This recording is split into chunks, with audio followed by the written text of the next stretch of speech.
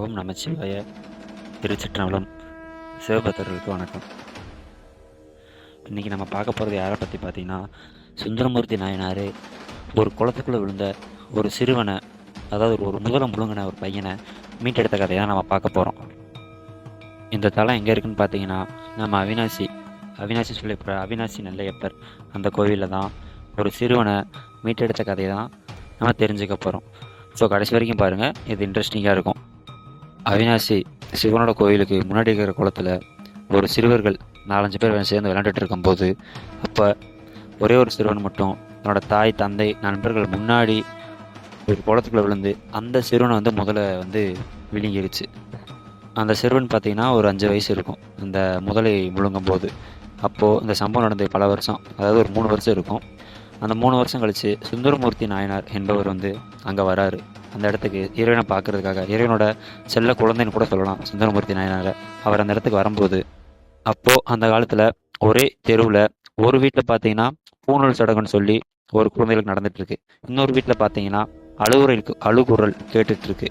அதை பார்த்து சுந்தரமூர்த்தி நாயனார் விசாரிக்கும் போது தான் அங்கேருந்த பெற்றோர்கள் அந்த சிறுவனை பறி கொடுத்தாரு பார்த்தீங்களா. அந்த பெற்றோர்கள் எங்கள் வீட்லேயும் ஒரு சிறுவன் இருந்தான், அந்த சிறுவன் இன்னாரம் இருந்திருந்தாங்கன்னா நாங்கள் அந்த சிறுவனுக்கு பூணூல் போட்டு அழகு பார்த்துருப்போம் அப்படின்னு சொல்லும்போது, அந்த கதையை கேட்டதுக்கப்புறம்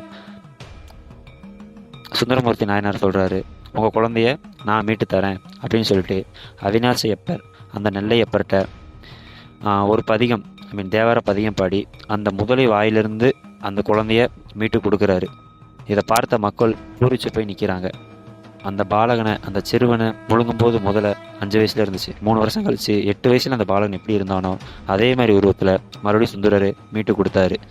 இவ்வளோ சிறப்புப்பட்ட அந்த ஸ்தலம் எங்கே இருக்குன்னு பார்த்தீங்கன்னா, Tiruppur to Kovai bypass road இந்த போகிற வழியில் பைபாஸ் கீழே அவினாசி பஸ் ஸ்டாண்ட்லேருந்து ஒரு நடந்து போகிற தூரத்தில் தான் இந்த அவினாசி கோயில் இருக்குது. இது 2000 பல வருஷத்துக்கு முன்னாடியான பழமையான கோயில்னு சொல்கிறாங்க. மிகவும் பொக்கிஷமான முன்னோர்கள் கொடுத்த தேவாரமாக இருக்கட்டும், திருவாசகமாக இருக்கட்டும், பன்னீர் திருமுறைகளாகவே இருக்கட்டும், பெரிய புராணமாக இருக்கட்டும், ஒவ்வொன்றுக்கும் ஒவ்வொரு அர்த்தம் இருக்குது. ஒரு முதலை முழுங்கி அந்த சிறுவனை ஒரு தேவாரம் பதியம்பாடி மீட்கிறாருன்னா அதுக்கு எவ்வளோ பெரிய சக்தி இருக்கணும்.